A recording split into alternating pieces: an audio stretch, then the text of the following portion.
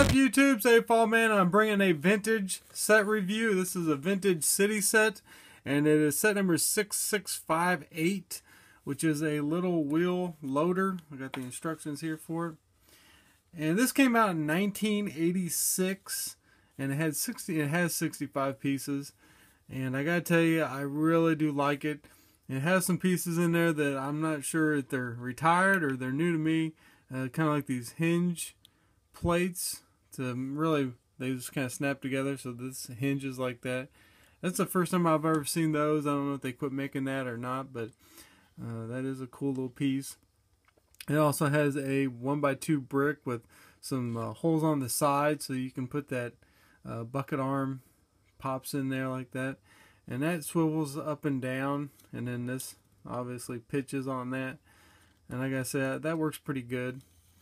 And just really overall, I really do like this scale, a little tiny, and I think it works. You know, it definitely works in the old system. It seems like anymore the Lego sets seem to keep getting bigger and bigger, but I do like this scale. I like the size. I like the minifig scale like this. You can get the minifig in and out by popping open the, well, that just popped off, but it should just hinge right here normally. But you know how it is. Old Lego does what it wants. You get the one minifig with the hard hat, single-sided face, just like all the old vintage minifigs that we used to get.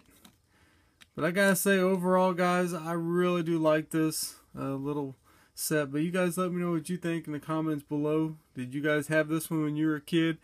Unfortunately, I missed out on a lot of Lego whenever I was a kid. I just didn't have access to it. So I really wish I would have had this as a kid, because this is a cool set. But you guys let me know what you think about it in the comments, as I just said. And as always, guys, look out for more sets and reviews coming. And give me a thumbs up, and I'll see you in the next video.